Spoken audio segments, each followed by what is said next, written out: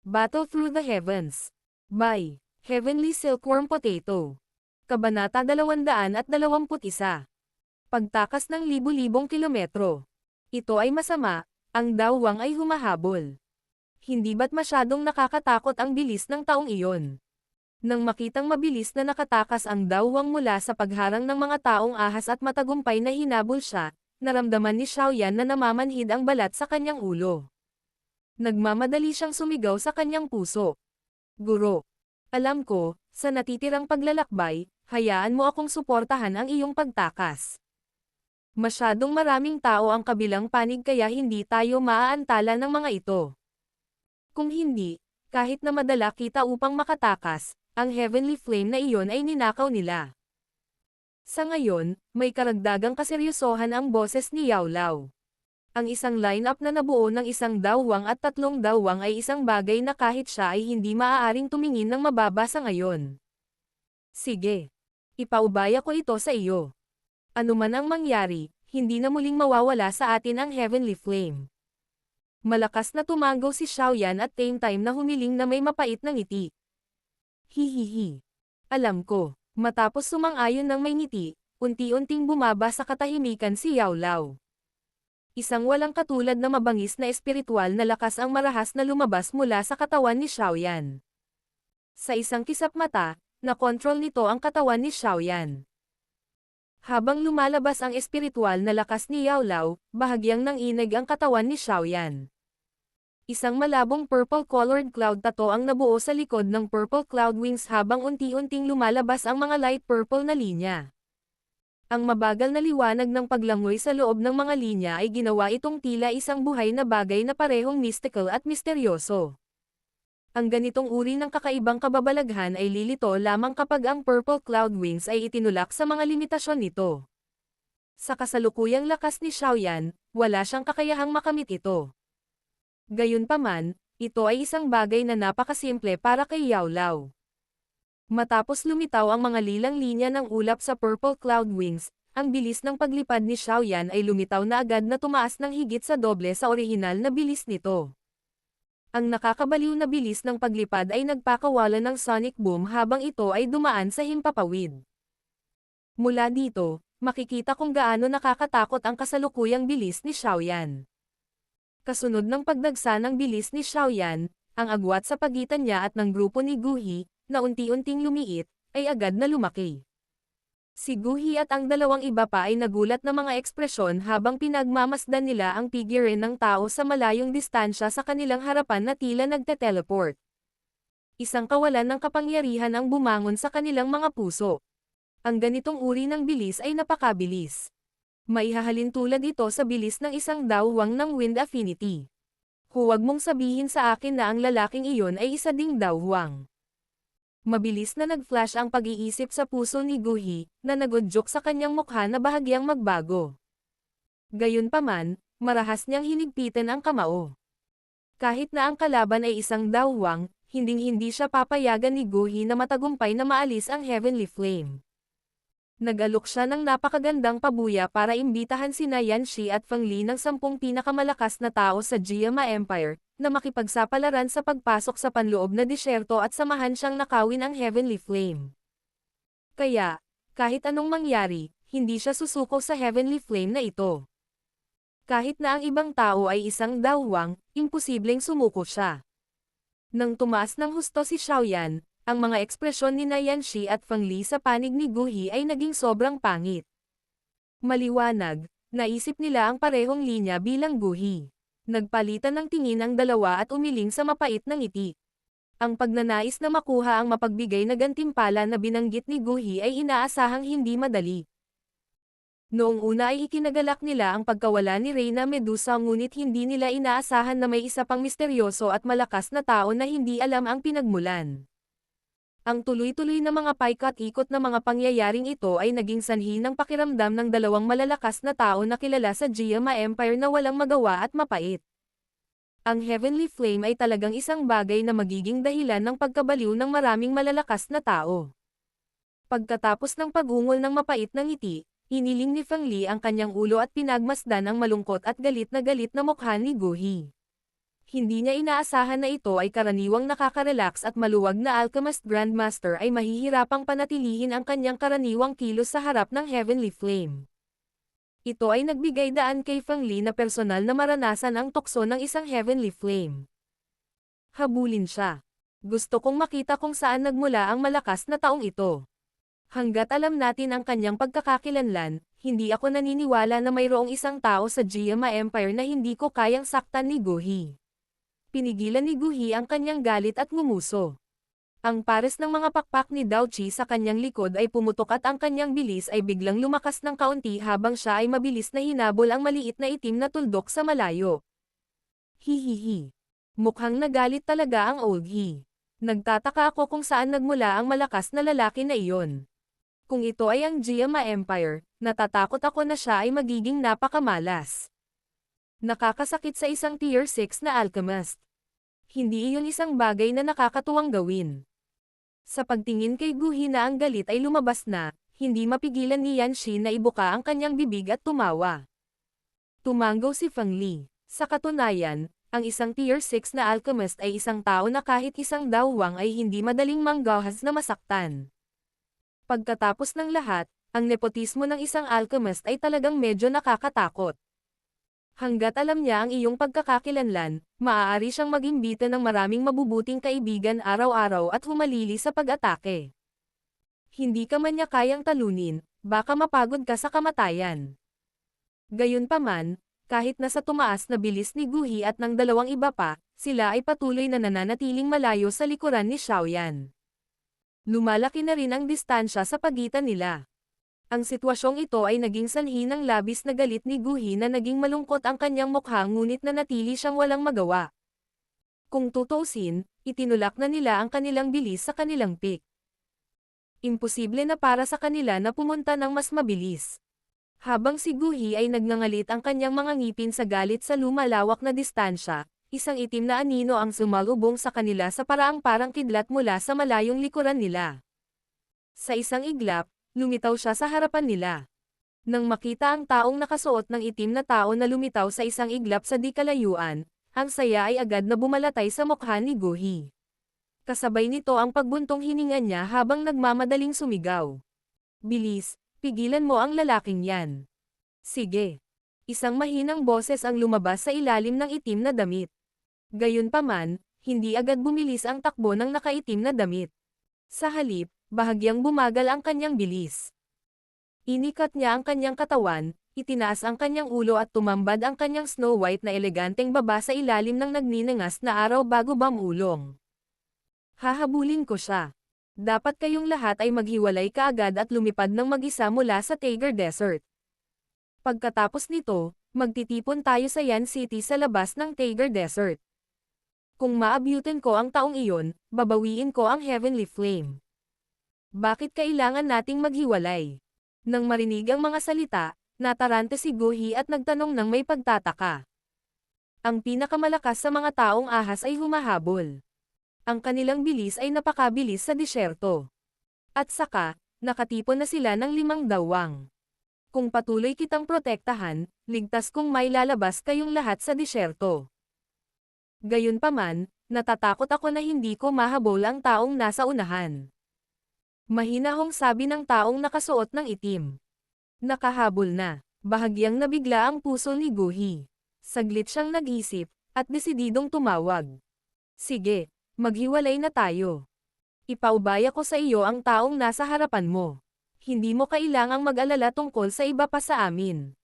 Bagamat hindi natin kayang harapin ang malalakas na taong ahas, hindi dapat maging napakahirap para sa atin na umalis sa disyerto. Sige. Bahagyang tumango ang taong nakasuot ng itim. Pagkatapos ng ilang paalala, ibinaba niya ang kanyang berdeng pares ng Dao Qi wings at humabol patungo sa lugar kung saan nawala si Xiaoyan sa paraang parang kidlat. Ipaubaya ko ito sa iyo. Dapat mong bawiin ang Heavenly Flame. Pinagmamasdan ng taong nakasuot ng itim, sumigaw si Guhi. Hinintay niyang mawala sa paningin ang una bago siya kumunat ang noo at lumingon para sumulyap sa abot tanaw. Seryosong sinabi niya. Old Shi, Feng Li, maghiwalay tayo, tandaan, magkikita tayo sa Yan City. Mag-ingat. Hihihi. Sige. Sayang naman. Gusto ko noon pa man makipag-away sa mga taong ahas. Pero sa itsura nito, parang wala na tayong chance. Tumanggo si Yanxi at ngumiti. Magkakaroon ng maraming pagkakataon. Ngayon, higit na sila sa bilang, umatras na muna tayo. Isang pilit ng ngiti ang ibinigay ni Gohi habang sinabi niya. Hahaha. Hindi mo kailangang mag-alala. Dapat alam mong mabuti ang lakas ni sect leader yon. Dapat mahabol niya ang nasa harapan. Nang makita ang mukha ni Gohi, ngumiti si Feng Li at inaliw si Gohi.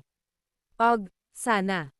Kung mabibigo pa rin siya, baka hindi ako nakatadhana na magkaroon ng heavenly flame. Isang mahinang buntong hininga ang pinakawalan ni Gohi. Pinagsalikop niya ang kanyang mga kamay at pinagpag ito sa dalawa bago seryosong sinabi. Mag-ingat kayong dalawa. Aalis ako. Pagkasabi nito ay pumutok ang pares ng pakpak sa kanyang likod. Pagkatapos ay tumalikod siya at bumaril patungo sa gilid ng disyerto. Hihihi. Alis na rin tayo. Nang makitang nawala si Gohi, ngumiti din sina Yanxi at Feng Li. Kumalas ang mga pakpak sa kanilang likuran at tumalikod sila bago lumipad sa iba't ibang direksyon. Ilang sandali matapos mawala silang tatlo, limang kumikinang na parang falling star. Ilang sandali pa, huminto sila sa lugar kung saan nakatayo si Gohi at ang dalawa pa. Naghiwalay na sila. Matapos maramdaman saglit, sumimangot si Yume at hinarap ang iba pang apat. Ano ang gagawin natin ngayon? Maghiwalay na tayo at makipaghabulan. Yume, pupunta kayong tatlo at hahabulin si Gohi at ang dalawa pa. Susundan namin ni Yanxi ang Daohuang. Sabi ng isang taong ahas na nakasuot ng kulay abong damit. Medyo matanda na itong taong ahas na puno ng wrinkles ang mukha. Malinaw na mayroon siyang mataas na reputasyon sa mga taong ito. Kaya naman, nang marinig nila ang kanyang pag-aayos, kahit ang masamang ugali na si Yanxi ay hindi nagsabi ng kahit ano para salungatin siya. Elder Yin, ikaw at si Yanxi ay hindi magkatugma para sa Daohuang. Sa sagradong lungsod, madali siyang nakatakas kahit nasabay kaming umatake ng tatlo. Sabi ni Mo Basi na nakakunot ang noo.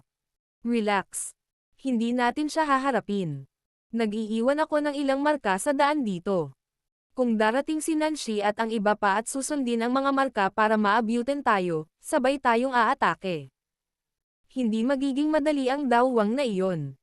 Sa kabilang banda, kung ang iilan sa inyo ay makakahabol sa kalaban, dapat bigyan mo sila ng isang hindi malilimutang aral sa ating karera. Kung umalis sila ng walang anumang pagkatalo, hindi ba iyon magiging sanhi ng pagkawala ng mukha ng ating lahi ng ahas? Medyo paus at malamig ang boses ng matandang nakadamit na kulay abo. Oo, ang magandang mukha ni Yume ay ganap na nagyayelo. Tumanggo siya at hindi na nagsalita ng iba pang hindi kailangan. Pagkatapos silang tatlo ay nagpalitan ng tingin, ang mga pakpak ng Daochi sa kanilang likod ay pumapapak at ang tatlo sa kanila ay lumipad patungo sa direksyon ni Gohi at ang dalawa pa sa paraang parang kidlat. Tara na, Yanxi. Minsan na akong nakipagpalitan ng suntok sa tatlong Daohuang ng Jiama Empire. Kung makikilala ko ang taong nakaitim na damit, dapat ko siyang makilala. Kahit na siya ay tumakas, ang ating lahi ng taong ahas ay makakapaghiganti sa maling ito.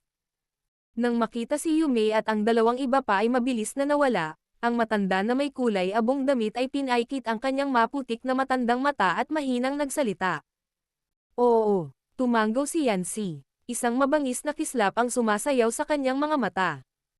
Gamit ang isang flap mula sa mga pakpak sa kanyang likod, siya at ang kulay abo na nakadamit na matandang lalaki ay naging dalawang liwanag na sinag at bumaril sa parehong direksyon tulad ng taong nakasuot ng itim na tao mula noon. Battle Through the Heavens. Kabanata 222. Yunji. Sa loob ng disyerto, umalangaw sa buong kalangitan ang matatalim na tunog ng pagsabog. Sa sandaling naganap ang pagsabog, lumitaw ang isang figure, huminto sandali at sa susunod na pagpapakita niya, ilang daang metro na ang layo niya. Sa sandaling nawala ang figurang ito, isa pang itim na figure ang malapit na sumunod. Ang hugis na pinagtibay ng itim na figurang ito habang lumilipad sa kalangitan ay parang lumulutang na dahon ng willow. Habang umiindayog ang figure, Nagkaroon ng perpektong kombinasyon ng parehong bilis at kakisigan na tila lubhang nakalulugod. Ang bilis ng itim na figurang ito sa likod ay masasabing mas mahusay kumpara sa figure sa harap. Sa bawat oras na ang figure ay bumaril pasulong tulad ng isang ipoypo, isang malabong after image ay mananatili sa lugar. Ilang sandali pa, unti-unti itong nawala sa ilalim ng mainit na sikat ng araw. Habang dumaan ang figure, minsan ay nagkaroon ng maximum na 8 pagkatapos ng mga larawang lumitaw sa kalangitan. Mula dito ay maiisip kung gaano kakilakilabot ang bilis ng itim na figure. Habang tumakas ang isang tao at humahabol ang isa pa, ang katawan ni Xiaoyan ay muling naging maliit na itim na lugar na lumitaw sa paningin ng taong nakasuot ng itim. Bahagyang inangat ng nakaitim na damit ang kanyang ulo at pinagmasdan ang itim na nakadamit na figure sa unahan na bitbit ang Green Lotus seat at mabilis na lumilipad. Bahagyang kumunat ang noo niya at bamulong sa medyo kahina-hinalang paraan mula sa ilalim ng robe, medyo kakaiba talaga ang bilis ng taong ito. Sa biyahe, walang douchi na natapon. Ang perpektong kontrol na ito ay bihirang makita. Bakit hindi ko pa nalaman na may ganoong kalakas na tao na lumitaw malapit sa Tiger Desert? Ang ganitong bilis ay isang bagay na kahit ilang dawwang ay hindi maihahambing. Kung wala akong wind after images, isang agility na daw teknik na nagpapataas ng aking bilis, hindi ko magagawang paikliin ang distansya sa pagitan niya at ng aking sarili. Pero kahit na ganito, mukhang nahihirapan pa rin akong abutin siya. Sa ilalim ng itim na balabal, ang isang pares ng mahaba at makikitid na kilay na tila isang guhit ay lalong nagkadikit, na nagpapakita ng pagdududa ng may-ari sa kanyang puso. Hindi ko maaaring ipagpatuloy itong magtagal ng ganito. Kung hindi, kung may buhangin na mangyayari, mawawala ang aking target. Pagkatapos ng dahan-daang pagbuga ng hininga na may kasamang bango na parang orchid, isang pares ng Snow White na kamay ang gamulong mula sa kulay itim na manggas. Dahan-dahan silang gumawa ng selyo at mahinang bamulong. Kakayanin kong umatake sa layo na 500 metro. Ngayon, may natitira pa. Bibilisan ko na. Nang bumagsak ang boses, ang mga daliri ng paa ng taong nakasuot ng itim ay marahang idiniin sa hangin. Ang kanyang katawan ay maganda ang pag-ikot sa himpapawid at isang after image ang naiwan sa orihinal na lugar. Kakaibang naglaho ang orihinal na katawan at nang muling lumitaw, mahigit 100 metro na ang layo nito. Guro, parang nag-provoke tayo ng pugad ng trumpeta. Naramdaman ang kakaibang hangin sa tabi ng kanyang tainga, ang sulok ng mga mata ni Xiaoyan ay sumulyap sa kanyang likuran. Napansin niyang kumikislap ang nakaitim na damit at hindi napigil ang tumawa ng mapait sa kanyang puso. Ang dumating ay ang dawwang na iyon. Hindi nakakagulat na makakahabol siya. Marahan na bamantong hininga si Yao Lao. Kaagad, tinukso niya. Sa tingin ko, mukhang maganda ang impresyon sa iyo ng taong nakaitim na damit. Bakit hindi mo subukan at tingnan kung pakakawalan ka niya? Ubo. Kalimutan na natin ito. Sa huling pagkakataon, maaaring nagpakita siya ng awa sa maliit na kaawa-awa sa akin. Iba na ang pagkakataong ito. Masyadong malaki ang atraksyon ng isang bagay na parang heavenly flame. Hindi man lang kami magkakilala. Hanggat ang kanyang ulo ay hindi naiipit sa pagitan ng pinto, sa tingin ko ay tatapusin niya ako ng hindi masyadong mapagpasyahan. Nang marinig ang mga salita ni Yao Lao, tumawa si Xiaoyan. Hihimak na sana niya si Yao Lao na pabilisin nang maramdaman niyang sumikip ang kanyang puso. Tumindig lahat ng balahibo niya sa katawan sa mga sandaling ito. Mag-ingat ka, paikat-ikot na windwall. Ang walang malasakit na malamig na sigaw at ang nagmamadaling boses ni Yao Lao ay biglang tumunog. Habang bumagsak ang mga iyak na ito, ang espasyo ng 10 metro sa unahan ni Xiaoyan ay nagsimulang maging distorted. Ang isang essence wall na ganap na pinagsama-sama ng marahas na hangin ay biglang tumalim. Sa dingding, hindi mabilang na mga wind blades ang mailap na umiikot. Kung titingnan ang hitsura nito, ang sinumang kumatok dito ay agad na hiwain ng maliliit na hiwa ng karne. Namumungay ang mga mata, tinitigan ni Xiaoyan ang dingding ng mga wind blades na kanyang sinasarado. Sa sandaling iyon, nanliit na ang kanyang mga mata sa laki ng isang butas ng pin. Bagamat pilit niyang sinisikap na masira, ang momentum ni Xiaoyan ay nagtulak sa kanya na marahas na lumipad sa pader ng talam ng hangin. Wow! Tumigil ka! Ang sindak sa puso ni Xiaoyan ay naging sanhi ng pamumutla ng kanyang mukha. Mga ilang metro ang layo ng katawan niya sa Windblade Wall nang biglang sumibol mula sa kanyang katawan ang isang makapal na puting apoy. Kasabay nito, tahimik na nagyelo ang kanyang katawan, na para bang bigla itong walang awan na ipinako sa himpapawid. Bahagyang nanginginig ang mga labi ni Xiaoyan habang tahimik na huminto ang kanyang katawan sa himpapawid. Ilang sentimetro sa harap niya, ang napakalaking pader ng talam ng hangin ay marahas pa ring gumiling, na parang pulper. Maraming kiyang-kiyang na ingay ang tumunog, na tila nakakatakot. Tumulo ang ilang patak ng malamig na pawis mula sa kanyang noo. Medyo nanginginig ang boses ni Xiaoyan. Siya. Masyadong mabangis ito. Ibigay mo ang Heavenly Flame. Hindi ko alam kung sino ka ngunit hindi isang matalinong desisyon ang makasakit sa isang Tier 6 na alchemist. Isang mahinahon at malamig na boses ang dahan-daang tumunog mula sa likuran ni Xiaoyan. May kaunting hingal sa boses. Maliwanag, ang biglaang pag-atake na ito ay medyo nakakaubos ng enerhiya kahit para sa kanya. Guro, maghanda upang lumabas lahat. Nang marinig ang boses sa likuran niya, nagpakawala ng mahinang buntong hininga si Xiaoyan. Nabigo na ang plano niyang tumakas. Ngayon, ang natitira na lang ay ang pinakatrahedya na direktang paghaharap. Gagawin ko ang aking makakaya. Pero pinaninindigan ko pa rin ang mga salita ko. Mapoprotektahan ko ang buhay mo sa pakikipaglaban sa isang dawang pero hindi ko magagarantiya ang ganoon din para sa Heavenly Flame. Napabuntong hininga si Yao Lao at walang magawang sinabi. Nang marinig ito, napangiti si Xiaoyan. Kung wala ang buhay ko, ano ang silbi ng pagkakaroon ng Heavenly Flame? Mas mabuting protektahan ang aking buhay. Hinayla ang Lotus Seed gamit ang kanyang kamay, tiningnan ni Xiaoyan ang apoy sa kaibuturan nito at marahang bamantong hininga. Medyo paus ang boses niya matapos lumipad ng napakatagal na panahon. Sige. Panalo ka. Kunin mo ang bagay. Gaya ng sinabi niya, walang ingat na itinapon ni Xiaoyan ang Green Lotus Seed sa likod niya. Sa sandaling ang Green Lotus Seed ay umalis sa kanyang kamay, ang mga paa ni Xiaoyan ay biglang humakbang sa ere. Ang pares ng mga pakpak sa likod niya ay pumapalpak at ang kanyang katawan ay sumugod sa lupa. Nang makitang si Xiaoyan ay sumagot ng napakatindi, ang taong nakaitim na damit ay malinaw na saglit na nawala. Nakita niya ang Green Lotus Seed na dahan-daang lumulutang at pagkatapos ay tiningnan si Xiaoyan na biglang tumakas ng husto. Pagkatapos ng maikling pag-aalinlangan, sumuko siya sa pagharang sa kanya. Kumalas ang mga pakpak sa kanyang likod at sumubsob siya patungo sa Green Lotus Seed para agawin ito pabalik.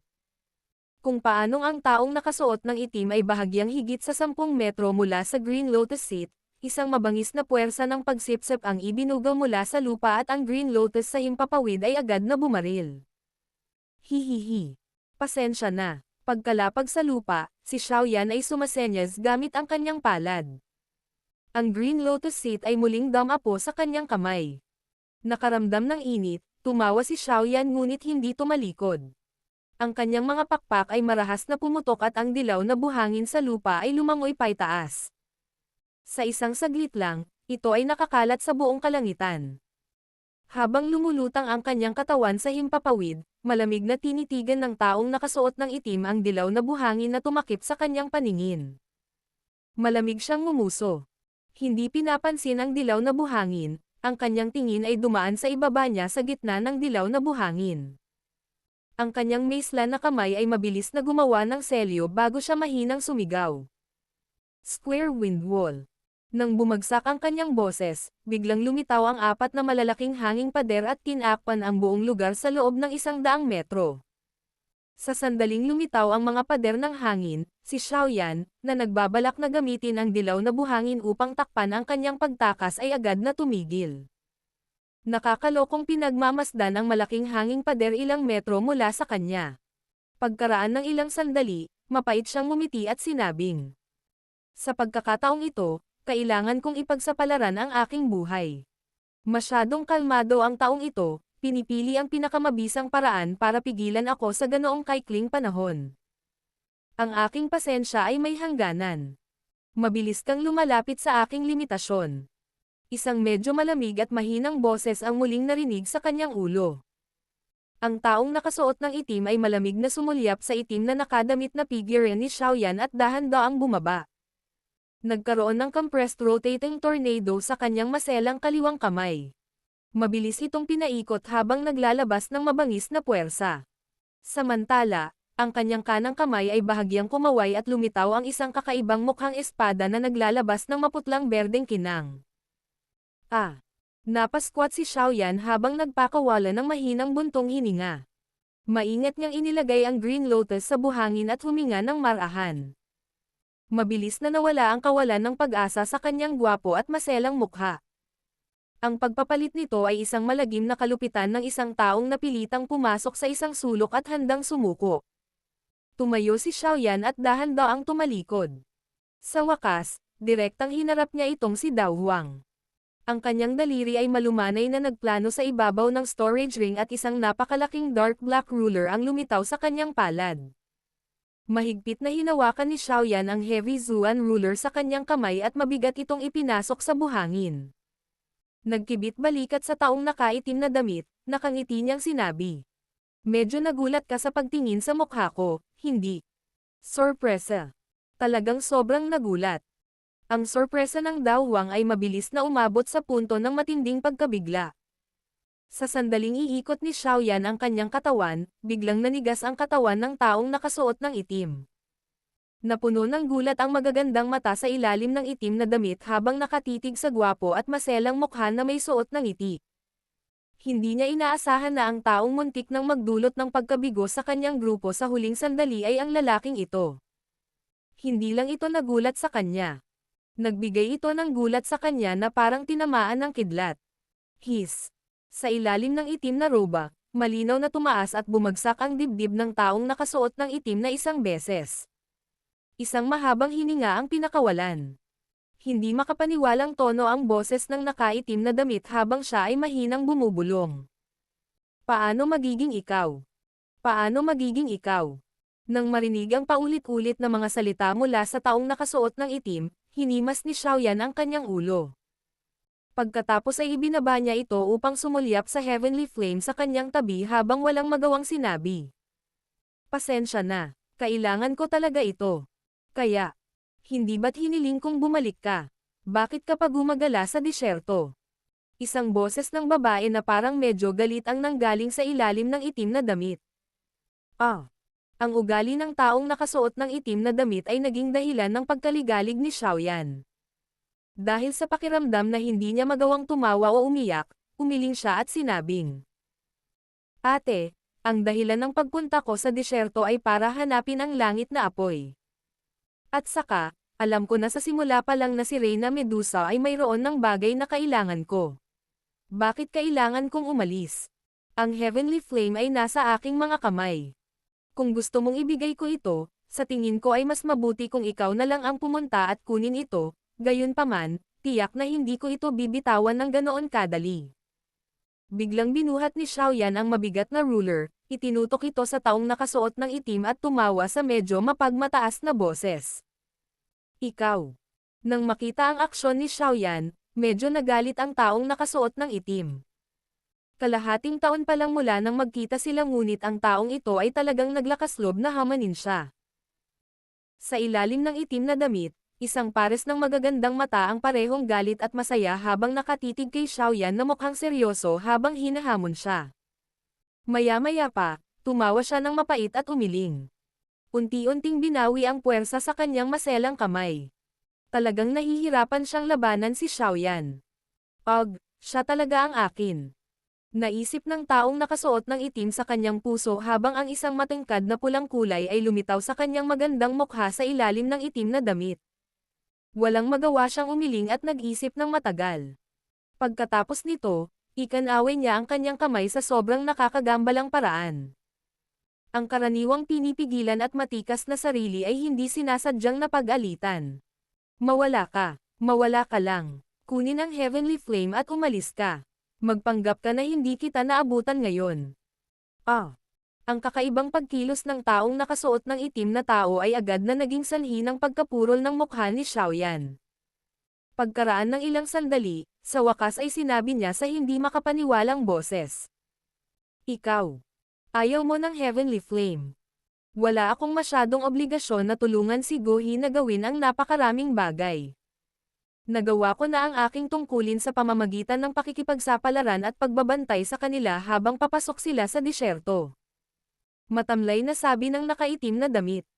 Habang nagsasalita siya, bigla niyang iniling ang kanyang ulo at napatingin sa langit sa likuran niya. Pagkatapos nun, tumalikod na siya para umalis. Hindi nakaimik si Xiaoyan habang nakatingin sa taong nakaitim na damit na tumalikod para umalis. Tapos bigla siyang nagtanong. Anong ginagawa mo? Huminto ang taong nakasuot ng itim. Matagal siyang natahimik bago siya mahinang nagsalita. May mga humahabol. Dapat umalis ka muna. Ako. Haharanggan ko sila. Iyon. Ate, sigurado ka bang hindi nakasabit ang ulo mo sa pagitan ng pinto? Huwag mong sabihin kamag-anak kita. Nakikita ko. Kumaibat ang sulok ng bibig ni Xiaoyan. Hindi niya matanggap ang kakaibang ugali ng babaeng ito at hindi sinasadyang sumigaw. Mawala. Nang marinig ang mga salita ni Xiaoyan, isang nahihiya, galit na sigaw ang lumabas mula sa ilalim ng itim na damit. Ikinumpas niya ang kanyang manggas at isang dilaw na buhangin na palaso ang marahas na pumutok kay Xiaoyan. Akmang hahampasin nito ang ulo ni Xiaoyan, bigla itong sumabog at nagpaulan ng dilaw na buhangin sa kanyang ulo. Nagmamadaling itinabi ni Xiaoyan ang dilaw na buhangin. Inalis ng kanyang tingin ang tahimik at matikas na gumagalaw na figure na bahagyang nahayag sa ilalim ng malaking itim na damit. Bumuntong hininga siya na may lubos na litong isip, ibinaba ang kanyang katawan at hinawakan ang green lotus seed sa kanyang palad. Bigla siyang parang may naisip at tumahimik ang katawan niya. Bigla niyang inangat ang kanyang ulo at tinitigan ng mabuti ang kakaibang longsword na may dalang berdeng ilaw sa kamay ng taong nakasuot ng itim. Dahan-dahang sumanib ang figure ng taong nakasuot ng itim na tao sa marangal at magandang figure ng dawwang na naglakas loob na harapin ang amethyst winged lion noon hanggang sa wala ng pinagkaiba sa pagitan nila dahil perpektong magkatugma sila. Para bang isang kulog ang tumama sa nalilitong ulap sa kanyang isipan. Isang eleganteng pangalan na hindi makakalimutan ni Xiaoyan ang unti-unting lumabas mula sa kaibuturan ng kanyang mga alaala. Pagkatapos nito, ito ay tulad ng isang tatak na walang awa na tatak ang sarili sa kanyang isip. Sa paglabas ng pangalang ito, ang mga naunang aksyon ng taong nakasuot ng itim, na hanggang sa puntong nakakaawa, ay naging sanhi ng pamumulan ng dulo ng ilong ni Xiaoyan. Yunji. Ikaw ba? Ha ha ha. Mahal na mahal kita. Ha ha ha. Mula sa loob ng sandstorm na puno ng kalangitan, ang labis na kasiyahan at walang pidgel na tawa ni Xiaoyan ay biglang sumunod sa sumasayaw na hangin at nalipat sa tainga ng taong nakasuot ng itim. Sa sandaling ito, biglang nanigas ang magandang katawan ng taong nakasuot ng itim. Ang kanyang maislan at payat na katawan sa mabangis na hangin ay parang isang magandang piani na umiindayog sa hangin, lumilitaw na marangal at kaya matikas. Battle Through the Heavens. Kabanata 223. Isang maikling pagpupulong. Pagkaraan ng mahabang panahon na nakatayo sa sandstorm, ang taong nakasuot ng itim na damit ay nagpakawala ng mahinang buntong hininga. Unti-unti siyang lumingon habang dahan-daang itinaas ng kanyang maselang kamay ang kulay itim niyang balabal. Kaagad, ang maganda at walang malasakit na puting mukha ay tumambad sa rumaragasang sandstorm. Habang pinagmamasdan ng kanyang magagandang mata ang binata na may napakatalino ng ngiti sa kanyang mukha, isang hindi sinasadyang magiliw na ngiti ang lumitaw sa mapupulang basang labi ni Yunji. Hindi niya tinanggap ang mga salitang iyon, na may lubhang nakamamatay na epekto, na isinisigaw ni Xiaoyan kanina, sa puso. Malinaw sa kanya na ang mga salita ay biro lamang na sinabi ng kabilang partido sa pananabik. Gayunpaman, ang biro na ito ay nagdulot ng banayad na bahagi sa kanyang puso na bahagyang gumalaw. Nakilala pa ako. Hinawi ng maselang kamay ni Yunji ang itim na buhok sa kanyang noo. Pagkatapos ay pinagpag niya ang kakaibang mukhang Longsword at isang kawalan ng kakayahan ang lumitaw sa kanyang magandang mukha. Hihihi. Pagtingin sa pamilyar na magandang mukha, hindi napigilan ni Xiaoyan na ibuka ang kanyang bibig at tumawa. Binuhat niya ang Green Lotus Seed sa kanyang palad, humakbang pasulong ng 2 hakbang at nakangiting sinabi. Kalahating taon na ang nakalipas mula noong huli tayong nagkita. Kumusta ka na? Medyo maganda. Itinikom ni Yunji ang kanyang mapupulang labi. Tila sinusubukan niyang gawin ang kanyang sarili na maging walang malasakit gaya ng karaniwan niyang ginagawa. Gayunpaman, sa tuwing sumulyap ang kanyang tingin sa makikinang ng ngiti ng binata, mabilis na babagsak ang pilit na kawalang interes na ipinakikita niya sa kanyang mukha. Matapos ulitin ito ng ilang beses, napabuntong hininga lang si Yunji, tumango at mahinang sumagot. Sa pagpunas ng kanyang tingin sa katawan ni Xiaoyan, medyo lumiwanag ang magagandang mata ni Yunji. Pagkatapos ng kalahating taon ng pagsasanay, ang katawan ni Xiaoyan ay walang alinlangan na lumitaw na mas matangkad at mas tuwid. Ang gwapo at maselang mukha niya ay mas lalong umitim pagkatapos ng ilang buwang paggala sa disyerto. Ang kanyang mga linya sa mukha na orihinal na lumitaw na medyo banayad ay kasalukuyang may mahinang determinadong pakiramdam na lumalabas mula sa kanila. Maliwanag, ang binata ay lumaki ng husto sa kalahating taon na ito. Sa pagkakakilanlan ni Yunji, marami na siyang nakilalang kabataang natatanging individual. Sa kanila, may mga napakagwapo na kaya nilang ipagtabuyan sila ng mga babae. Magkagayunman, hindi niya ito pinansin kahit kaunti. Ang tanging lalaki na maaaring maging sanhi ng kanyang puso na mapuno ng kagalakan sa kanyang paglaki ay tila ang binatang ito sa kanyang harapan na siya ay nagkaroon ng napakagulong relasyon. Nakasulong ka na sa Dao Shi Realm. Habang nagwawalis siya ng tingin, medyo nagulat si Yunji, pero gamaan agad ang pakiramdam niya. Noon nang maghiwalay sila, si Xiaoyan ay nasa pinakamataas na antas ng isang Daozi. Bagamat sa talento ng pagsasanay ni Xiaoyan, ang paglusot ay sandali lamang, ang mabilis na paglusot sa isang Daozi at patatagin ang kanyang lakas sa loob ng maikling kalahating taon ay isang bagay na hindi inaasahan ni Yunji. Oo, maswerte lang ako. Ngumiti si Xiaoyan at tumango. Pinalaki ng kanyang tingin si Yunji. Ang sorpresa kanina ay kumalma na. Nag-isip siya sandali at nag-aalangan na nagtanong. Bakit kayo magkasama ni Pilking Guhi? Nang marinig ang tanong ni Xiaoyan, si Yunji ay panandaliang nawalan ng malay. Iginalaw niya ang kanyang mga mata habang mahinang sinabi. Maraming kaibigan si Pilking Guhi sa Jiama Empire. Kilala ko rin siya at may utang na loob ako sa kanya. Sa pagkakataong ito ay inimbitahan niya ako nang pumunta siya sa disyerto upang hanapin ang Heavenly Flame. Oh, tumango si Xiaoyan. Sa kanyang puso, sinipsip niya ang kanyang mga labi sa posisyong hawak ni Guhi sa Jiama Empire. Pagkatapos nito, ibinaba niya ang kanyang ulo at sumulyap sa Green Lotus Seat bago sinabing. Kung gayon, kung hindi mo ibabalik ang Heavenly Flame, hindi ka ba niya masisisi? Siguro. Ngunit ang aking misyon ay tiyakin lamang ang kanilang kaligtasan. Kung tungkol sa iba pang mga bagay, wala akong masyadong obligasyon. Bukod dito ay inisip kanya bilang isang misteryosong dawhwang. Kaya dapat niyang malaman kung gaano kahirap kumuha ng Heavenly Flame mula sa isang dawhwang. Kung mabaigo ako, hindi niya magagawang sabihin ang anumang bagay. Siyempre, tiyak na mabaigo siya. Marahan na bamantong hininga si Yunji. Bagamat sila ni Guhi ay matandang magkaibigan, malinaw din sa kanya ang pagiging matigas ang ulo ni Xiaoyan. Kung susubukan niyang kunin ang apoy, ang batang ito ay agad na magiging pag-alit. Siya ay maaaring lumitaw na may isang kapanahunan na higit pa sa kanyang edad ngunit sa ilang mga bagay, siya ay mas matigas ang ulo kaysa sa isang 3 taong gulang na bata. Hindi siya susuko sa mga bagay na gusto niya kahit pabugbugin siya hanggang mamatay. Habang ang kanyang maselang kamay ay marahang hinihimas ang kanyang medyo masakit na ulo, mapait na ngumiti si Yunji. Napabuntong hininga siya sa kanyang puso dahil sa napakalaking kapalaran. Buti na lang may makilala siyang iba pero kailangan niyang makilala ang batang ito. Kung ang taong nasa harap niya ay ibang tao, kahit na ang kabilang partido ay isang dawhwang, si Yunji ay mag-iisip pa rin ng mga paraan upang nakawin ang Heavenly Flame.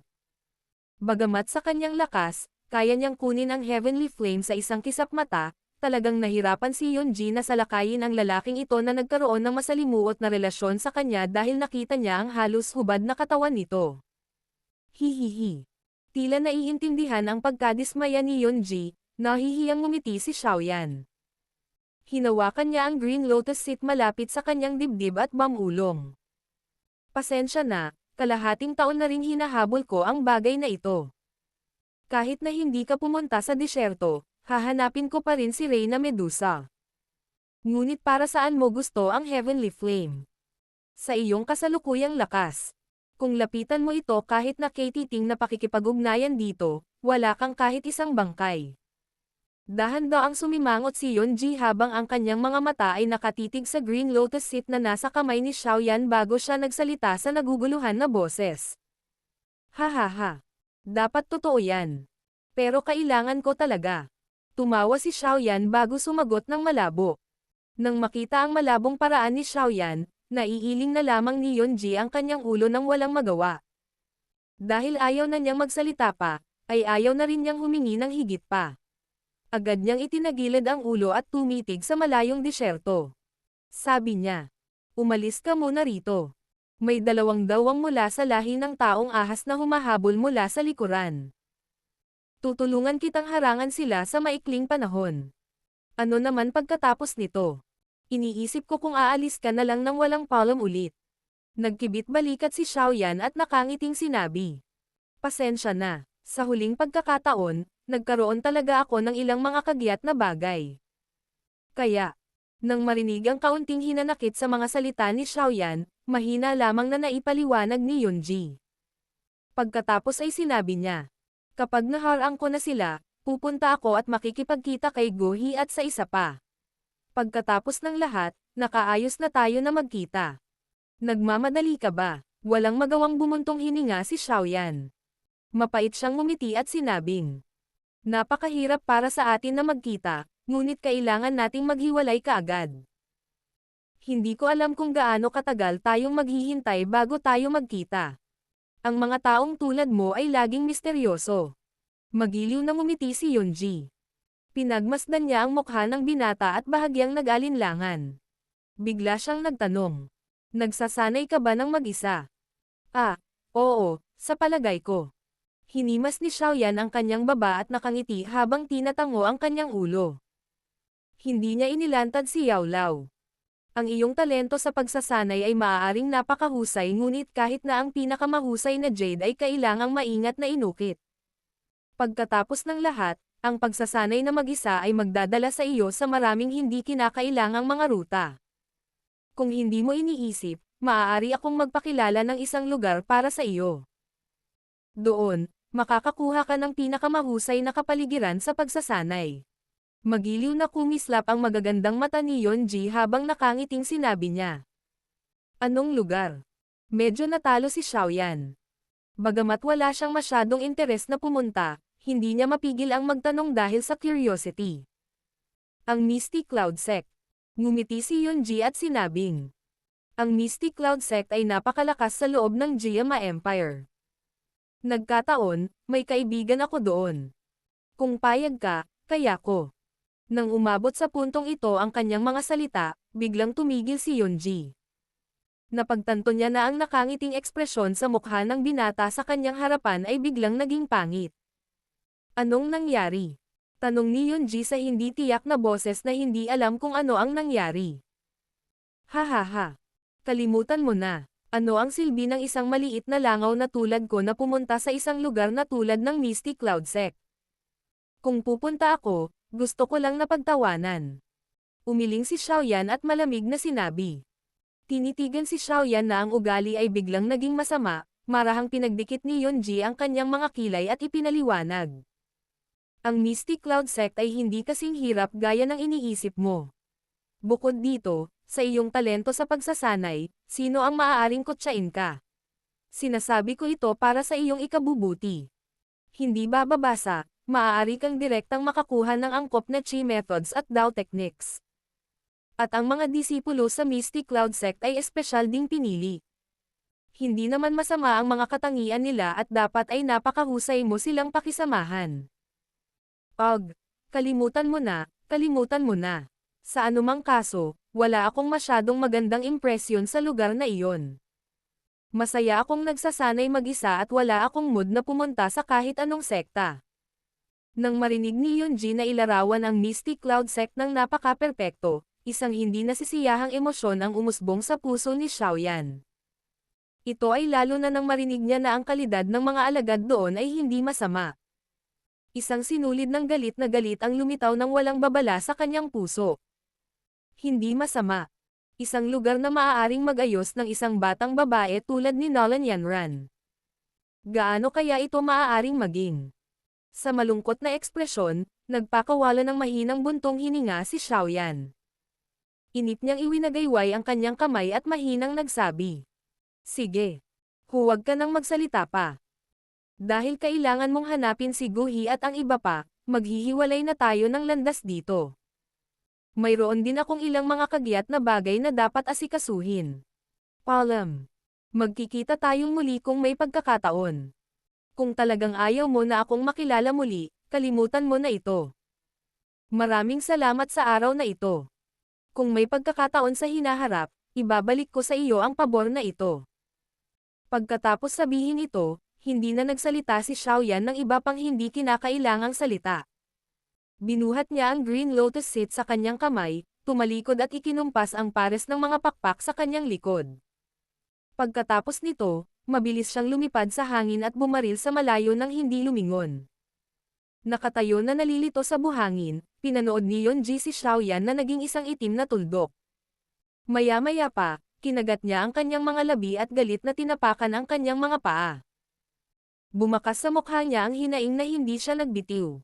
Maganda ang intensyon niya sa pagpaplano para kay Xiaoyan, ngunit hindi niya inaasahan na magbibigay ito ng negatibong tugon sa kanya. Bukod dito, ang kanyang nakatagong panunuya sa kanyang mga salita ay naging sanhi ng pakiramdam ni Yunji na parang kinain ng lobo ang kanyang puso. Batang matigas ang ulo. Huwag kang pumunta kung ayaw mo. Hindi mo kailangang kumilos sa ganitong paraan. Kinagat ni Yunji ang kanyang mapupulang labi. Natapakan ng dulo ng paa niya ang buhangin. Isang mabangis na puwersa ang bumaril at bumunot ng kanal na mahigit 10 metro sa buhangin. Ibalik ang pabor. Sa tingin mo ba ay papahalagahan ko ang pabor ng isang maliit na daoshi na tulad mo? Matapos ang marahas na paglabas ng kanyang galit, ang magandang mukha ni Yunji ay natatakpan ng pula. Biglang hinawakan ng kamay niya ang longsword at nagpakawala ng mahinang buntong hininga. Ang mga emosyong kadalasang bihirang makita sa kanyang mukha ay unti-unting bumabalik. Ang pagpapalit nito ay isang lamig at kawalang interes. Pagkiling ng kanyang ulo, malamig na pinanood ni Yunji ang dalawang maliliit na itim na tuldok na lumitaw sa gilid ng kanyang paningin na mabilis na lumilipad. Isang grupo ng malagkit na candy na hindi matatapon. Sa tingin mo ba hindi kita papatayin? Ang mahabang espada sa kanyang kamay ay nakaturo pasulong at isang matalim na puwersa ng espada ang bumaril mula rito. Walang pakialam niyang tinitigan ang dalawang maliliit na tuldok na nagsasara at isang nagyayelong anggulo ang naalis sa sulok ng kanyang bibig. Maliwanag, siya, na puno ng mga hinaing at galit na dulot ni Xiaoyan, ay nagpaplanong gamitin ang mga taong ito para ilabas ang kanyang galit. Battle Through the Heavens. Kabanata 224. 5 Snake Death Poison Seal. Sa isang madilim na ekspresyon, galit na lumipad si Xiaoyan sa ilang distansya sa disyerto bago nagsimulang unti-unting kumalma ang kanyang puso. Unti-unting bumababa ang kanyang bilis. Habang inaalala niya ang ipinakita niyang saloobin kay Yunji, hindi niya maiwasang mapangiti ng mapait. Parang lumampas na siya. Mabait siyang nagrekomenda ng lugar ng pagsasanay para sa aking ikabubuti. Ako ay walang ingat. Marahang tinapik ni Xiaoyan ang kanyang noo at mahinang bumantong hininga. Marahang hinaplos ni Xiaoyan ang kanyang noo gamit ang kanyang palad. Naalala niya kung paano nadismaya si Yunji matapos siyang makita ngunit tinalikuran pa rin niya ang kanyang intensyon na kunin ang Heavenly Flame. Lalong tumindi ang paghingi ng tawad sa kanyang puso. Bahagyang lumipad ang mga pakpak sa likod niya at huminto ang figure ni Xiaoyan sa himpapawid. Inikat niya ang kanyang ulo at tinitigan ang dulo ng disyerto bago bumulong ng may pag-aalinlangan. Dapat ba akong bumalik at tumingin? Sumimangot si Xiaoyan at nag-isip sandali. Sumulyap ang gilid ng kanyang mga mata sa Green Lotus seat na daladala niya sa kanyang kamay at bahagyang bumuntong hininga. Bumulong siya. Sa kanyang kakayahan, ang dalawang dawang ay hindi dapat gumawa ng anuman sa kanya. Kasalukuyan akong may dalang kakaibang kayamanan tulad ng Heavenly Flame. Kung babalik ako, maaari akong magdulot sa kanya ng maraming problema. Ilang sandali pa ay bumulong si Xiaoyan sa sarili. Nang siya ay nagbabalak na umalis, ang kalmadong kalangitan sa malayong panloob na rehiyon ng disyerto ay biglang nagngangalit. 5 hindi mapapantayang mabangis na puwersa ang bumaril mula sa abot tanaw. Ang 5 magkakaibang puwersa ay nahahati sa 5 magkakaibang malalaking kulay na haligi. Para silang 5 halijing humahawak sa langit, na mahigpit na nakadikit sa napakalaking bughaw na langit. Ito ba? Seryosong nakatingin sa 5 malalaking light pillar sa gilid ng kanyang paningin, nagbago ang mukha ni Xiaoyan habang siya ay sumigaw ng hindi sinasadya. Ang malalakas na tao ng lahi ng taong ahas. 5 dawang. Ang medyo nabigla na matandang boses ni Yao Lao ay tumunog sa puso ni Xiaoyan. Mukhang napakabilis na dumating ng malakas na lahi ng ahas. Mukhang may problema ang babaeng iyon na tinatawag na Yunji. 5 dawang. Nang marinig ito, biglang tumalon ang puso ni Xiaoyan. Agad namang lumungkot ang ekspresyon niya. Nakakunot ang noo niyang sinabi. Masyadong mabilis ang kanilang bilis. Ngunit sa lakas ni Yunji, hindi dapat magkaroon ng anumang problema, hindi ba? Siya ay isang dawang. Mahirap sabihin iyon. Ang isang dawang ay maaaring napakalakas ngunit ang isang dawang ay hindi rin masyadong pangit. Bukod dito, ito ay kabuuan ng 5 dawang. At ang malalakas na tao ng angkan ng taong ahas may alam ng ilang mga daw techniques upang pagsamahin ang kanilang lakas dahil sa kanilang bloodline. Kung susumayan natin ang lahat ng ito, kung gayon ang Yunji ay dapat magkaroon ng kaunting problema sa kanila. Inihayag ni Yao Lao ang kanyang iniisip. Lalong lumalim ang pagkunot ng noo ni Xiaoyan. Pagkaraan ng ilang sandali, mahigpit niyang pinagdikit ang kanyang mga labi, tinitigan ng mabuti ang 5 malalaking haligi ng enerhiya sa itaas ng disyerto at hindi nag-atubiling sabihin. Pagkatapos ay babalik tayo. Bahala ka. Si Yao Lao ay walang pakialam tungkol dito. Tumanggaw si Xiaoyan, binuhat ang Green Lotus seat at marahang itinaas ang Purple Cloud Wings sa kanyang likod. Tumalikod siya at mabilis na binagtas ang landas na tinahak niya. Sa walang katapusang kulay gintong disyerto, 6 na figure ang nasuspine sa walang laman na espasyo. Sa likod ng bawat isa sa kanila ay isang pares ng pagflap ng mga pakpak ng Daochi. Habang ang mga pares ng mga pakpak ng Daochi ay pumuputok, ang mga bagzo ng banayad na simoy ng hangin ay tumatangay ng mga alon ng dilaw na alikabok. Sa gitna ng nakapalibot na 5 figure, ang taong nakasuot ng itim na tao ay nakatayong walang pakialam. Ang kanyang magagandang mata ay sumulyap saglit sa 5 nakapaligid sa kanya at malumanay na sinabi. Ang bilis mo ay talagang nagpabigla sa akin. Ba? Si Yancy, na medyo mapatla ang mukha ay nagluwa ng isang subo ng sariwang dugo na may plema. Kasalukuyang nagkapira-piraso ang kanyang damit at puno ng dugo ang kanyang buong katawan. Maraming nakakatakot na kahindek-hindek na sugat ang lumitaw sa kanyang ibabang tiyan at kanyang mga braso. Nang siya at ang lalaking nakasuot ng kulay abong lalaki ay nanguna sa pagharang kay Yunji kanina, ang babaeng nakabalot ng itim ay kumilos na parang isang mapaghiganting babae na tila iniwan ng isang lalaki. Bigla niyang inatake ang mga ito nang magkita sila nang hindi man lang sila binigyan ng pagkakataong magsalita. Sa ilalim ng ganitong uri ng sitwasyon kung saan wala silang panahon para kumilos, si Yancy ang unang sumuko. Sa loob lamang ng ilang minuto, nagtamo si Yancy ng medyo malubhang pinsala sa ilalim ng pag-atake ng taong nakasuot ng itim. Kung ang iba pang 3 malalakas na taong ahas ay hindi dumating sa oras, maaaring siya ay nasugatan ng husto kahit na sa tulong ng matanda na nakasuot ng kulay abong lalaki. Ang isang dawang ay maaaring ituring na isang taong malakas ngunit sila ay isang ganap na naiibang klase kaysa sa isang dawang. Sa pamamagitan lamang ng 2 dawang, wala silang kwalipikasyon na makipagsagupaan sa isang dawwang. Bukod pa rito, ang paraan ng pakikipaglaban ni Yancy ay palaging nagkakasalungatan. Sa pamamagitan ng pakikipaglaban sa ganitong paraan sa isang dawwang, natural na siya ay nasa isang kaayla-hilakbot na kawalan. Siyempre, ang pinakamahalagang dahilan ng kanyang mga pinsala ay ang taong nakasuot ng itim na tao ay labis na mabisyo sa kanyang mga pag-atake. Masyado kang mabisyo sa iyong mga pag-atake. Hindi ka lang humingi ng tawad matapos ang buong pagmamalaking pagpasok sa teritoryo ng aming angkan ng taong ahas ngunit sa halip ay ginawa mo ito ng mayabang. Sa palagay mo ba ay walang sino mang makakatalo sa iyo sa aming lahi ng ahas?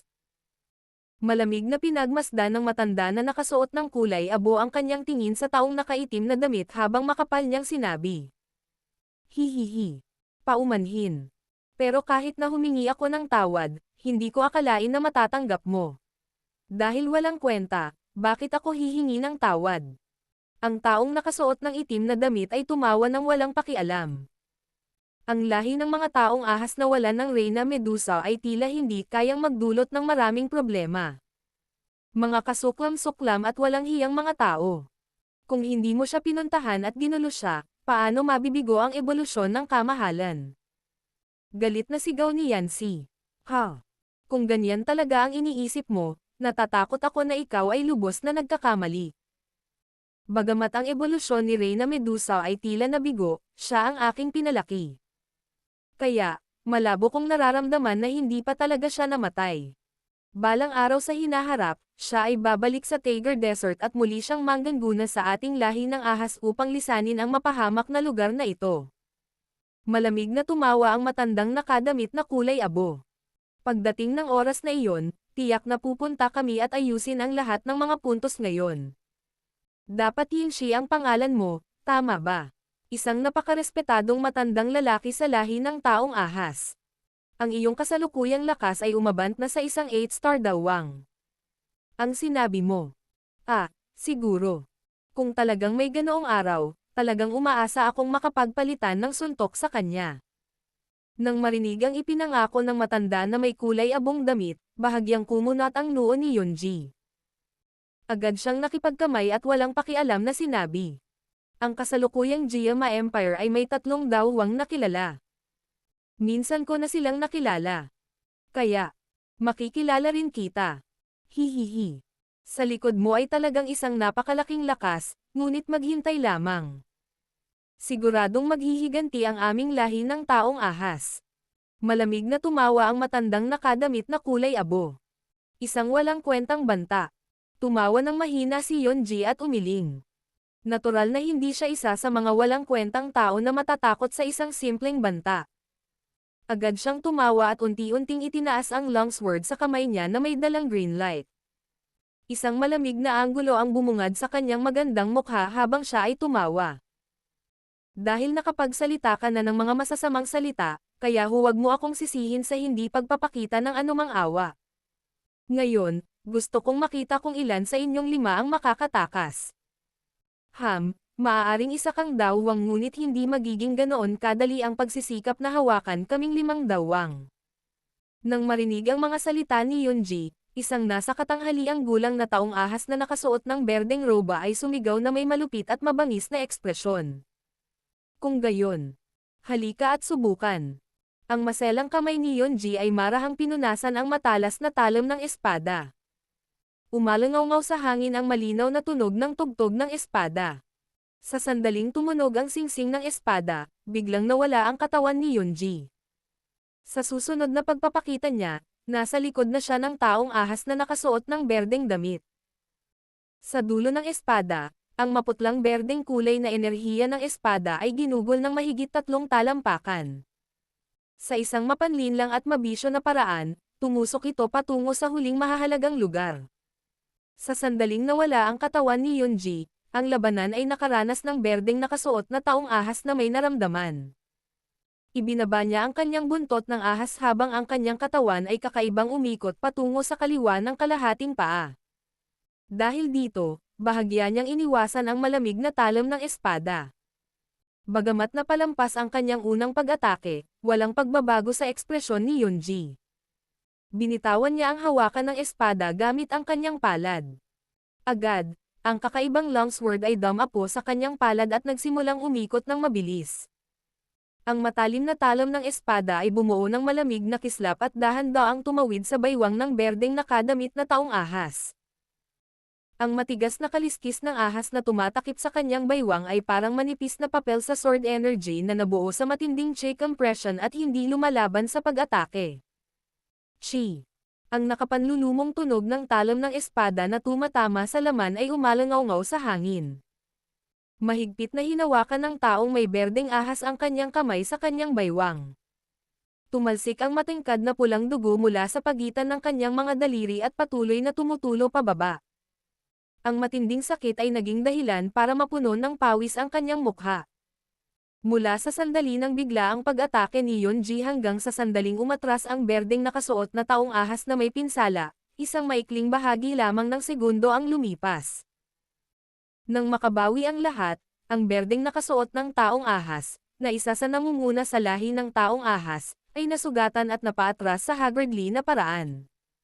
Masyadong mabilis ang kanyang bilis. Huwag mo siyang isakay ng mag-isa. 5 Snake Death Poison Seal. Nagmamadaling tumawag ang matanda na nakadamit na kulay abo na may madilim na mukha habang pinagmamasdan ang sugatang taong ahas.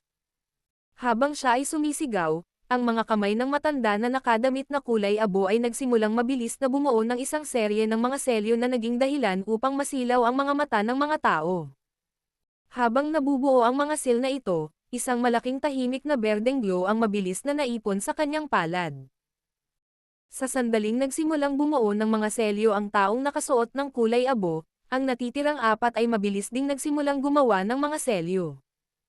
Ilang beses na nilang nasanay ang gayong mga seal at sa makatuwid, na kumpleto nila ng mabilis ang mga nakakagulong seal nang marinig nila ang utos. Sa sandaling silang 5 ay nabuo ang mga selyo. Isang bilog ng maputlang tahimik na liwanag na takip ng enerhiya ay nagsimulang lumitaw ng wala saan, matatag na sumasaklaw sa kanila sa loob nito.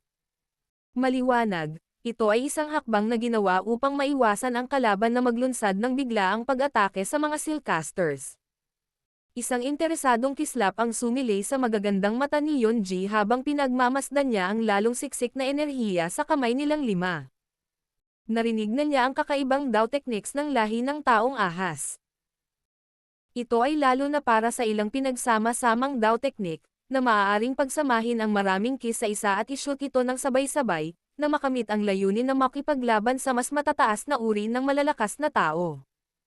Nang makita ang pinagsanib na daw technique na kasalukuyang ginagamit nila, lumilitaw ito sa antas ng Haizuan. Ang isang pinagsamang daw teknik ng antas na ito ay maaari nang ituring bilang isang napakataas na antas sa lahi ng taong ahas. Kaya, ang mga pinuno lamang ng 8 malalaking tribo ang may kakayahan at kwalipikasyon na gamitin ito. 5 Snake Poison Breaking Seal.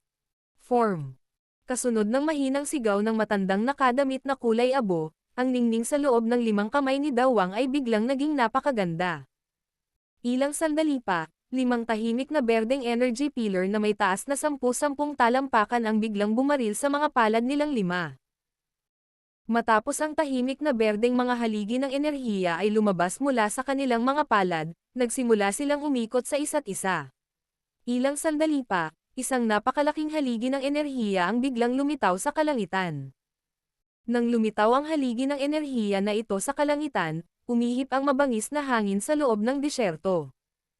Isang chi na puno ng uhaw sa dugo at kalupitan ang biglang lumitaw mula sa loob ng haligi ng enerhiya. Ang napakalaking haligi ng enerhiya ay biglang nagsimulang mamilipot at nag-transform sa isang green energy serpent na mahigit 100 talampakan ang haba. His. Ang hitsura ng berdeng enerhiya na ahas ay nagresulta sa ligaw na hangin ng disyerto na yumayabong. Isa-isang nagsimulang umikot ang mga buhawi na nakikita ng mata sa gilid ng katawan ng ahas na berdeng enerhiya. Umalangaw-ngaw sa disyerto ang huni na tunog na ginawa nila. Ang pagkagulat at pagkaseryoso ay lumitaw sa magagandang mata ni Yonji habang pinagmamasdan niya ang napakalaking berdeng enerhiyang ahas sa kalangitan. Hindi niya inaasahan na ang 5 dawang na ito ay talagang makakapagpakita ng ganoon kalakas na puwersa. Hindi katakataka na ang lahi ng taong ahas Dao techniques ay sikat sa Dao Chi continent. Ang ganitong kakaibang pagsasama-sama ng Dao technique ay talagang nakakagulat sa mga tao. Mahinang bumantong hininga si Yunzi. Hinawakan niya ng mahigpit ang sword hilt at lahat ng puwersa sa katawan niya ay biglang nagbago hanggang sa maging kasing talam ng espada. Maraming malalaking kulay berdeng marahas na hangin ang nagsimulang mabilis na kumulo sa kanyang katawan. Habang matamang nakatitig sa napakalaking berdeng ahas na umaakyat, marahang tinapik ng daliri ni Yunji ang bakanteng hangin habang ang isang malakas na pag-atake ay inihanda sa kanyang kamay. She was just about to charge forward nang biglang nagiba ang ekspresyon ng mukha niya at nagmamadaling lumingon. Sa abot tanaw, isang figure ng tao na ganap na natatakpan ng makapal na puting apoy ay kumislap ng ilang beses at kakaibang lumitaw sa harap ni Yunji na parang nag-teleport siya. Pamitik ang kanyang mga kamay at marahas na nilamon ng magulong kulay puti na apoy ang skyline. Pagkatapos nito, para itong isang napakalaking alon ng lumunin nito ang napakalaking berdeng ahas. Nasuspine sa himpapawid, si Yunji ay nakatitig sa biglaang eksenang ito. Ang kanyang magandang mukha ay parehong natigilan at nagulat sa parehong oras. Battle Through the Heavens. Kabanata 225. Kakayahan. Kapag ang napakalaking berdeng enerhiya na ahas ay nakipag-ugnayan sa nakamamanghang makapal na puting apoy, nagsimula itong mabilis na nawala, na parang nyebe na nadikit sa init.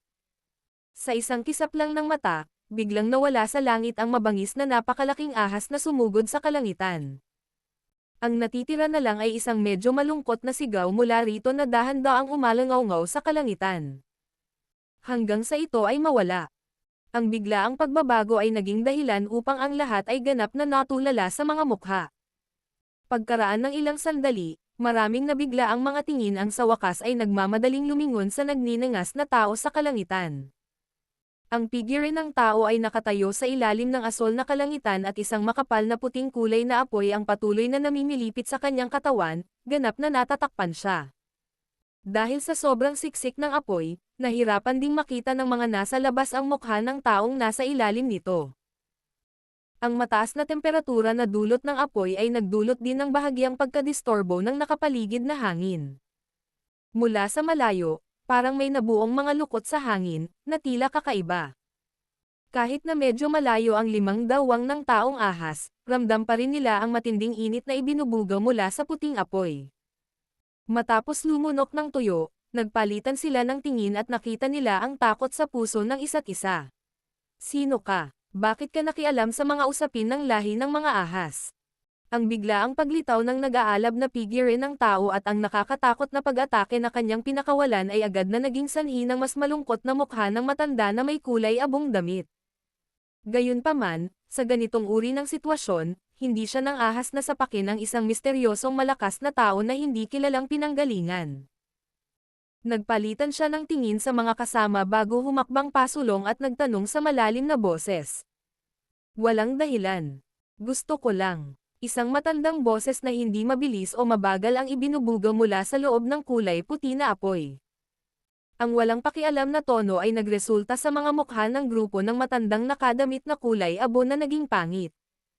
Nakatayo sa isang maikling distansya sa likod ng taong naglalagablab, medyo natigilan si Yunji habang nakatitig sa figure ng tao sa kanyang harapan.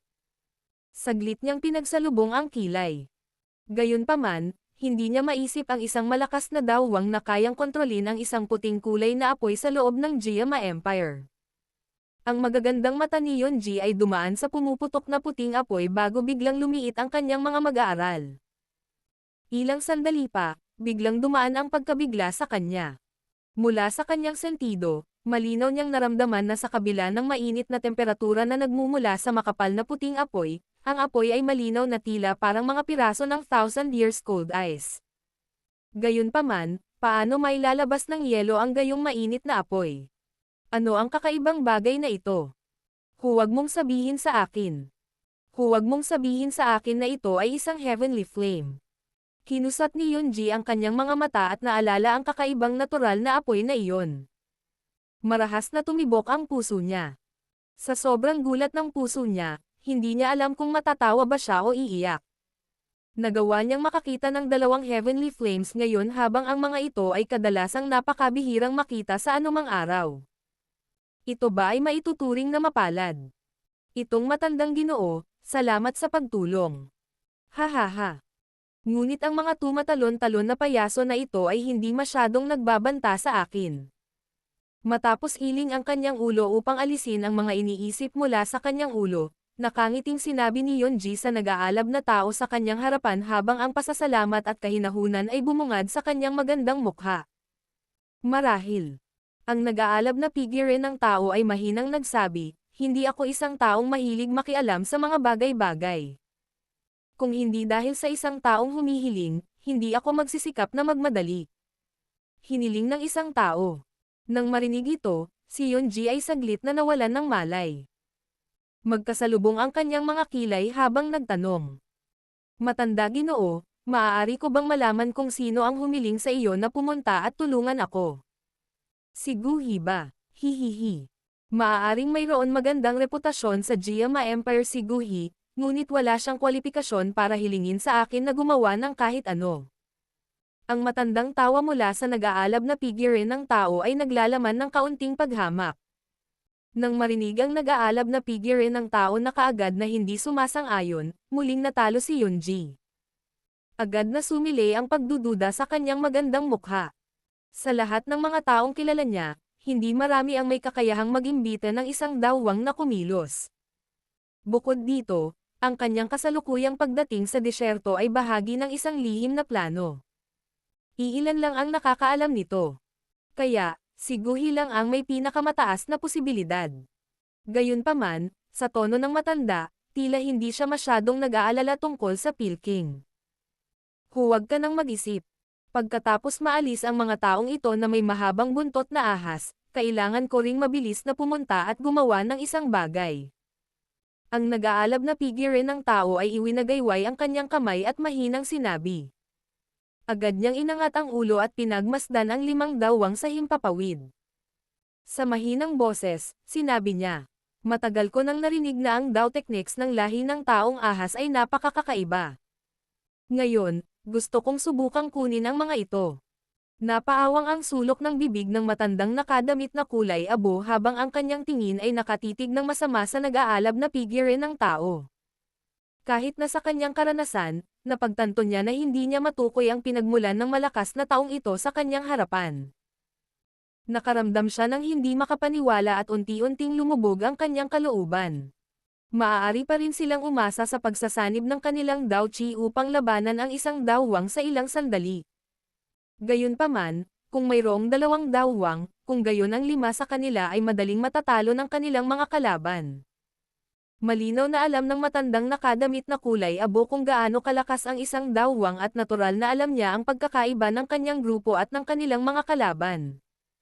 Ang lahi ng taong ahas ay walang anumang hinanakit laban sa iyo. Gayunpaman, ang iyong aksyon ngayon ay maaalala ng lahi ng taong ahas. Kahit na nawalan ng lakas ang kanilang grupo, ayaw magmukhang mahina ang matanda na nakasuot ng kulay abo. Kaya't kahit na sila ay dahado, ang matanda na nakasuot ng kulay abo na lalaki ay pinanatili ang kanyang malamig na ngiti habang nag-iiwan ng ilang matatag na salita. Pagkatapos nito, nagpakawala siya ng isang malakas na sigaw at sumigaw. Umalis. Nang marinig ang pag-iyak ng matandang nakadamit na kulay abo, ang nakapalibot na 4 na dawwang ay nag-alinlangan saglit bago sila tumitig ng walang pag-aalinlangan sa nag-aalab na figure ng tao sa kalangitan. Ang kanilang mga kamay ay sabay-sabay na nabuo ang ilang mga selyo.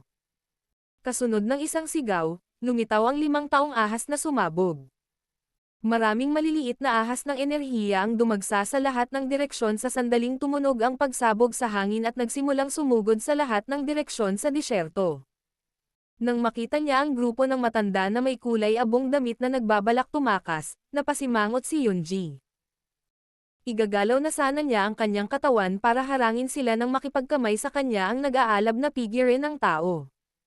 Napigilan lamang ni Yonji ang kanyang pagkilos nang makita niya ang nagniningas na galaw ng figure ng tao.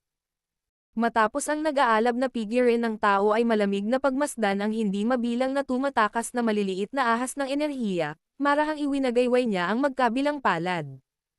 Kaagad, 5 matutulis na karayom ang namuo mula sa makapal na puting apoy at nagsimulang mabilis na mabuo sa kanyang harapan. Habang ang 5 apoy na matutulis na karayom ay dahan-daang umiikot, ang nag-aapoy na figure ng tao ay malamig na pinagmamasdan ang nakapalibot na maliliit na ahas ng enerhiya na tila sumasakop sa buong lugar. Ang kanyang mabangis na espiritual na lakas ay lumabas sa kanyang katawan at hinanap ang tunay na katawan na nakatago sa hindi mabilang na maliit na ahas. Agad siyang nagpakawala ng malamig na ngiti. Tinapik ng marahan ang kanyang daliri, ang 5 makapal na puting apoy na matutulis na karayom ay biglang bumaril sa 5 magkaibang direksyon. Ang makapal na puting apoy na matutulis na karayom ay maaaring mukhang maliliit ngunit nag-iwan ito ng ilang malabong puting peklat sa asol na kalangitan habang sila ay dumaan sa himpapawid. Ang mainit na temperatura na nakapaloob sa kanila ay naging sanhi din ng pagsingaw ng hangin sa paligid. Nang makitang ang mapagpakumbaba na mukhang umiikot na apoy na matutulis na karayom ay talagang nakakalikha ng ganoong kapangyarihan, isang pagtataka na ekspresyon ang lumitaw sa mukha ni Yunji. Lumakas din ang pagkamausisa niya sa pagkakakilanlan nitong misteryosong taong nasa harapan niya. Ang umiikot na apoy na matutulis na karayom ay pumutol sa skyline sa paraang parang kidlat at bumaril sa maliliit na ahas ng enerhiya na tumatakbo sa lahat ng direksyon. Bagamat ang maliit na ahas ng enerhiya ay halos pareho ang hitsura, ang mga umiikot na matutulis na karayom ay tila may malinaw na target. Sa daan, sinunog nila ang ilang maliliit na ahas na humaharang sa kanilang mga landas sa kawalan bago marahas na tinusok ang 5 napakaliliit na ahas. Tila naramdaman ang nalalapit na nakakatakot na pag-atake, ang 5 maliliit na ahas ay nagmamadaling lumingon. Isang tao na parang pagkabigla ang lumitaw sa kanilang hugis at sulok na mga mata nang makita nila ang apoy na matutulis na karayom na tumatama sa kanila. Ang pagpayag na bumalik ang tigre sa bundok ay hindi ko estilo. Dahil naging magkaaway tayo, natural na hindi ako mag-iiwan ng anumang binhi ng kaguluhan. Marahan na sabi ng nag-aalab na figure ng tao habang walang pakialam na nakatingin sa 5 maliliit na ahas na malapit ng matamaan ng umiikot na apoy na karayom. Sa kanyang likuran, walang sinabi si Yunji nang makita niya ang pagkilos ng nag-aapoy na figure ng tao. Hindi siya isang hanggal na uri ng tao. Kapag oras na upang maging mabisyo, mas magiging mabisyo siya kaysa sa ilang mga berdugo. Nang maabot niya ang kanyang posisyon at lakas, natutunan na niya ang kakayahang magpasya kung kailan magiging mabisyo at kung kailan magiging mabait. Sa kalangitan, 5 naglalagablab na matutulis na karayom, na sinasabayan ng matatalim na tunog ng pagsabog, ang mabangis na pagbaril sa 5 maliliit na ahas. Gayunpaman, may nangyari nang malapit nang dumampi ang mga karayom sa kanilang katawan. Sa sandali bago ang 5 maliliit na ahas ay malapit ng hampasin, ang nag-aalab na figure ng tao ay biglang nanginig ng husto. Isang malambot na muffled croon ang tumunog mula sa loob ng apoy. Malinaw na narinig ang nahihiyang croon na ito, tumahimik si Yunji at nagmamadaling nagtanong. Matanda, ayos ka lang ba? Nagbago ang mukha niya pagkatapos niyang itanong ang mga salitang iyon. Ito ay dahil naramdaman niya ang isang napakalakas na chi na biglang umusbong mula sa loob ng makapal na puting apoy. Ang chi na ito ay lumitaw mula sa manipis na hangin at kumalat sa walang laman na espasyo na parang kidlat. Mabilis nitong sinalo ang 5 apoy na matutulis na karayom. Sa bahagyang pag-iling, inalog nito ang 5 matutulis na karayom na nabuo mula sa heavenly flame sa kawalan.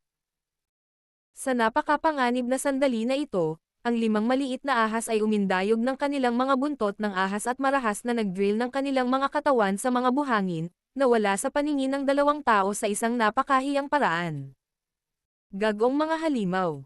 Isang galit na matandang boses ang tumunog mula sa loob ng makapal na puting apoy nang makita niyang naglaho ang 5 maliliit na ahas. Sa pagbagsak ng galit na pagmumura, ang mahinang ligaw at nakakatakot na chi ay unti-unting napatay. Pagkaraan ng ilang sandali, ang chi ay ganap na naglaho na parang hindi kailanman lumitaw. Sayang ang pagsisikap. Bumantong hininga ang nag-aalab na figure ng tao at umiling. Marahas niyang hinampas ang manggas niya na para bang may pinapagalitan siya. Pagkatapos ay lumingon siya, sinulyapan ang magandang Yunzi bago lumipad patungo sa gilid ng disyerto. Nang lumipad siya sa mga balikat ni Yunji, bahagyang huminto ang nagninangas na figure ng tao.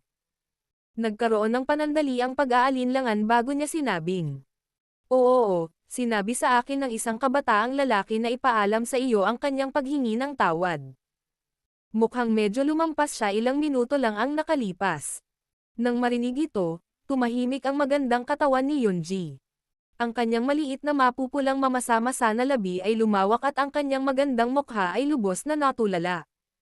Mula sa kaunting impormasyong ito na basta-basta ibinunyag ng misteryosong tao, nalaman niya na itong dawang na nagmamadaling lumapit sa kanya.